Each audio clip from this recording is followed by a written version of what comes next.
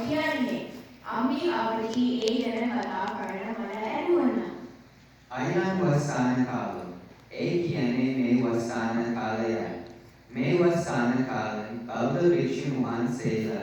Ia Janatawa Akitu Karna. Aga Mika Puja Tamai Katina Pooja Kian. එහෙමද?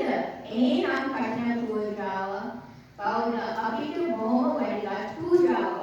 And normally, Abi may Katina Pooja can Tawa Wistara Hoyakan.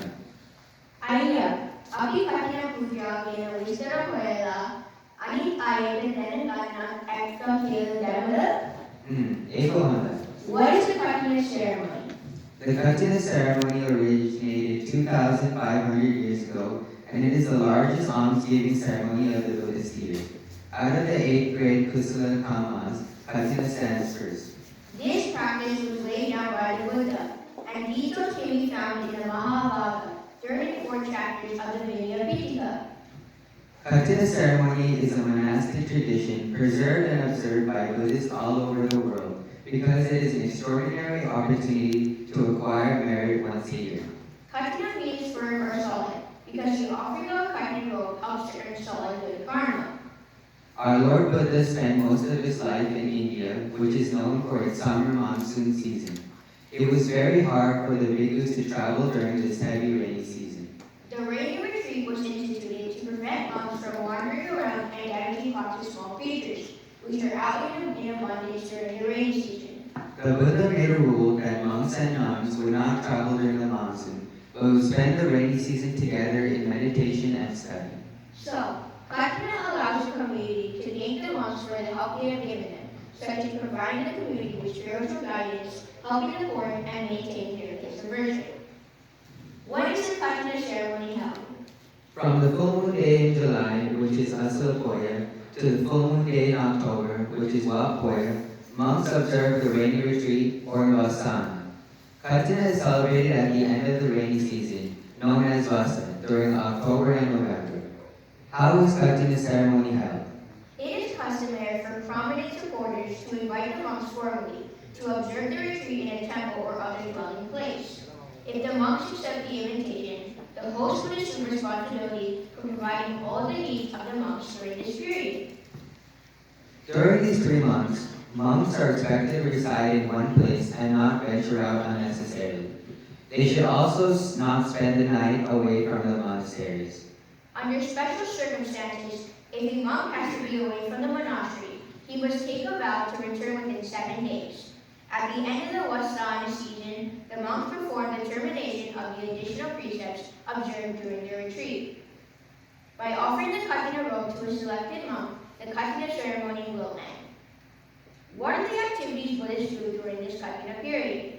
The activities are participating in Kathalisa Buddha Puja, almsgiving, meditation, taking care of the monks who retreat in the temple, offering Katina robe, and the most important activity is the Dhamma discussion. This retreat is a time for monks to devote themselves to study Dhamma and meditation. For the devotees, it is also an opportunity to learn the Dhamma from the monks who are stationed in one place. So it should be considered a good time for spiritual development of both monks and the devotees.